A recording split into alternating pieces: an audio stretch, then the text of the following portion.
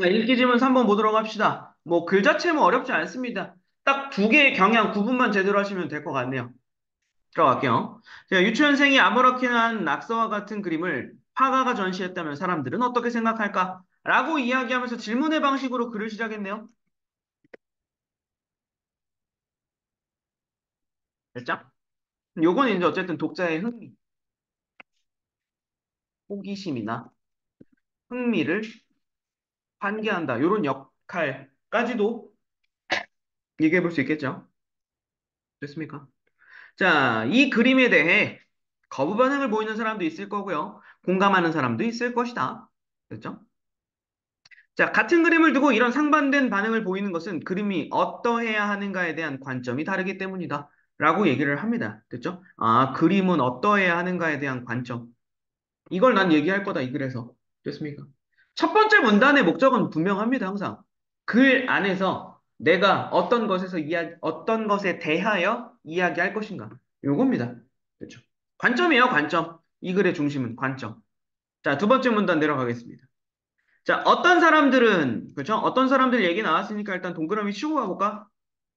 어떤 사람들은 그림을 그릴 때 사물의 외부를 있는 그대로 재현하는 것을 우선해야 한다고 생각한다. 자, 중요한 건 이거네요. 외부를 있는 그대로 재현한다. 됐죠? 어떤 사람들은 재현을 중시하네요. 즉, 사진처럼 대상을 정교하게 묘사하는 거. 똑같이 동그라미 하시면 되겠죠? 괜찮습니까? 같은 말 되는 거예요. 외부를 있는 그대로 재현한다. 대상을 정교하게 묘사한다. 이 본문 안에서는 같은 내용이 되는 거라고. 자, 이런 생각을 가졌던 대표적인 화가들은 15세기 르네상스의 화가들이다. 르네상스의 화가들 동그라미 쳐두시면 되겠네요. 이게 이제 이 어떤 사람들이 되는 거겠죠? 괜찮습니까? 자, 지금 우리가 동그라미 쳐놓은 내용들을 사실 이게, 그러니까 뇌를 비우고 지금 내 독해를 따라오면 안 됩니다. 큰일 나요, 이거 지금. 너네가 생각하면서 가야 되는 부분이 뭐가 되겠어?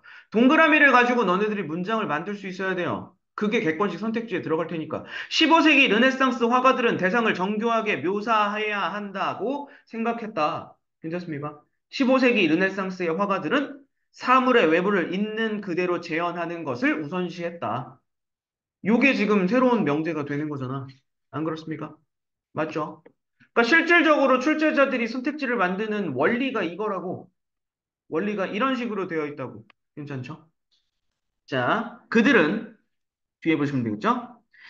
그림을 세계를 비추는 거울로 보고 역시나 동그라미 치면 되겠죠? 그림은 세계를 비추는 거울이다. 실물을 방불케 하는 정밀한 그림을 그렸다. 라고 이야기하는 거. 괜찮습니까? 그럼 이것도 똑같은 거라고 같은 선상에서 내가 다시 한 번만 도와드릴게요. 그림을 세계를 비추는 거울로 본 사람들은 외부를 있는 그대로 재현하는 것을 우선시했다. 르네상스 시대의 화가를 대체할 수 있는 말이 된다고. 괜찮습니까? 그러니까 이런 식으로 지금 섞어서 지금 너네들한테 던질 수 있는 거예요. 반대가 될 수도 있겠지? 사물의 외부를 있는 그대로 재현하는 것을 우선시했던 사람들은 그림을 세계를 비추는 거울로 바라보았다. 이런 식으로 선택지를 구성할 수도 있는 거라고.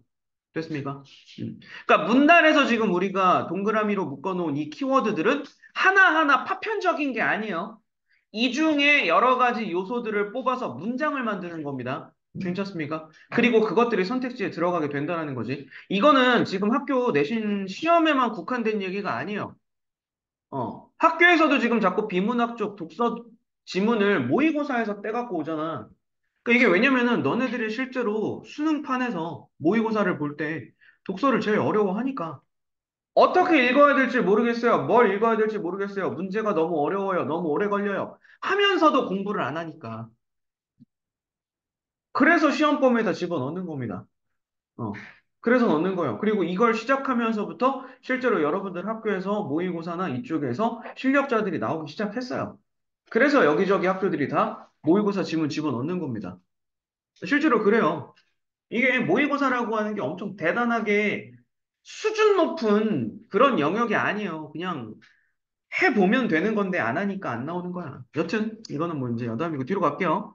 그냥 이 원리를 터득해야 된다는 겁니다. 이번 시험 때만 보고 그냥 날리는 영역이 아니에요, 이건. 그렇지? 자, 뒤에 갑시다. 그래서 그들은 과학적인 원근법이나 명암과 같은 외부 재현 기술을 연구하여 개발하였고, 그러면 이걸 활용했다는 얘기네요. 괜찮습니까? 원근법을 활용했다. 명암을 활용했다. 됐습니까? 그리고 그런 기술들을 오랜 시간에 걸쳐 학습하고 훈련하는 것을 중시하였다. 됐습니까? 자, 이와 같은 경향은 19세기까지 서양 미술계의 주요 특징 중에 하나였다. 라고 얘기를 하네요. 이 두 번째 나 문단에서는 뭐 르네상스 시대의 화가들의 그림에 대한 특징 요 정도 체크하고 다음 넘어가면 되겠네요. 한편 좋다. 한편 얘기 끝났다는 얘기가 오잖아. 그렇죠? 부분 잘라주시면 됩니다. 다른 얘기 할 거다라는 표시잖아. 한편 다른 생각을 하는 사람들도 있었다. 여기서부터는 세모네요. 됐죠? 르네상스 시기의 화가들이랑 다른 생각을 갖고 있었던 사람들.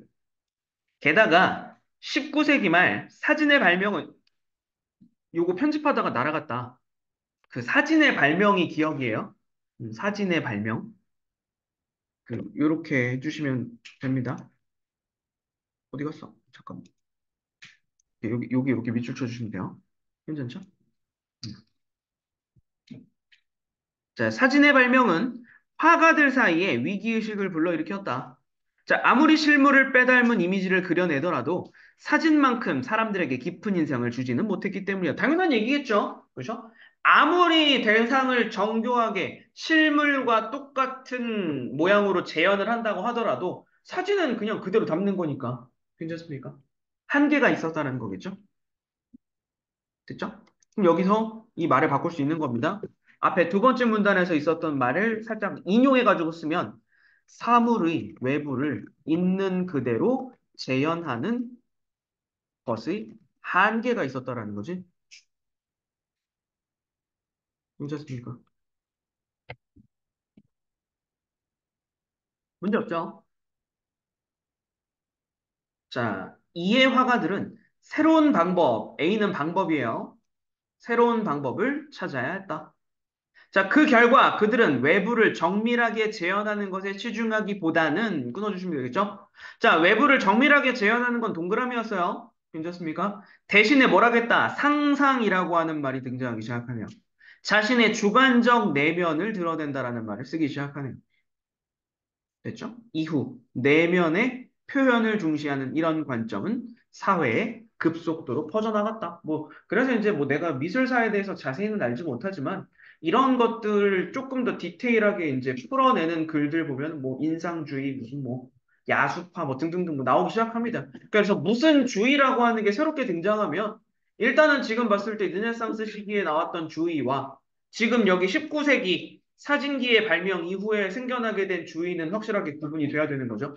괜찮습니까? A 주의와 B 주의는 섞이면 안 되는 거니까. 됐죠? 자, 계속 이어갑니다. 다음 문단 내려갈게요. 라로 갑니다. 자, 이런 변화는 르네상스 이후에만 있었던 것이 아니다. 라고만 얘기하네요. 자, 이런 변화는 세모의 변화잖아. 그러니까 이거는 우리 내용일치 때문에 체크하고 넘어가는 겁니다. 괜찮죠? 상상을 통한 내면을 중시하는 화법이 르네상스 이전엔 존재하지 않았다. 아니요. 르네상스에서도 있었다고. 괜찮습니까? 이후에만 있었던 것은 아니다라고 얘기했습니다.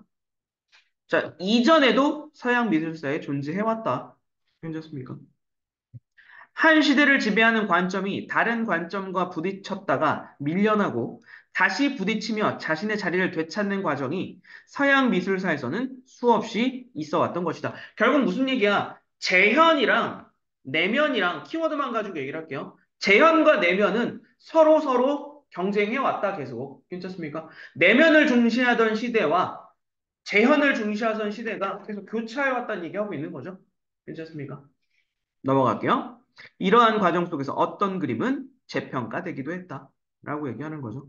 그럼 단적인 예시로 이야기하는 겁니다. 르네상스 이전에는 방금 전에 우리 본문 들어오기 전에 문제를 한번 보고 왔으니까 요거 있잖아. 그쵸? 르네상스 시기에는 그쵸? 또는 르네상스 시기 이전에는 비에 해당하는 그림 있잖아. 됐죠? 이 비에 해당하는 그림은 예술적 가치를 평가받은 적이 없었다라고 하면 또 틀린 거겠죠? 됐죠? 그러니까 이전 시기일지라도 어떤 시대에는 비의 예술적 가치가 인정받았던 시기도 있을 수 있다고. 본문에 따르면 되는 거니까 지금. 괜찮습니까? 됐죠? 정신 차리시고요.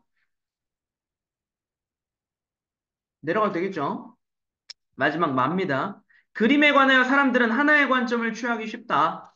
그리고 그와 다른 관점을 무시하고 거부하기 쉽다. 그러므로 어느 하나의 관점을 고집하지 말아야 한다. 이게 글쓴이의 주장이 되네요. 괜찮죠? 글쓴이가 하고 싶은 말? 절대적으로 올바른 관점은 없는 거니까. 뒤에 앞서 말한 유치원생의 낙서와 같은 그림을 감상할 때도 마찬가지다. 자, 외부의 제한을 중시하는 르네상스의 관점에서는 깔 수도 있겠지. 하지만 내면의 표현을 중시하는 세모의 관점이었다면 공감할 수도 있겠지. 괜찮습니까? 음. 상대적인 것이다. 어. 미술을 바라보는 관점은 상대적인 것이다. 뭐 이 얘기를 결국 하고 있는 거네요. 됐습니까? 이거 조금 잘 보셔야 됩니다. 뒤쪽 문제 보실 때 르네상스 시기에는 또는 사진기의 발명 이후에는 이라고 하는 단서를 달아줬어. 만약에 괜찮습니까? 그러면 르네상스 시기에 중시했던 관점이 있고 사진기 발명 이후에 중시했던 관점이 있지. 하지만 그것만 좋은 거다, 옳은 거다라고 얘기할 수는 없는 거라고. 됐습니까? 글쓴이의 관점을 전적으로 무시해버리면 안 되는 거니까. 됐죠? 오케이. 요 정도 내용으로 본문은 정리가 마무리가 됐네요. 자, 뒤쪽에 넘어가서 시간 드릴 테니까 문제 한번 해결해 봅시다.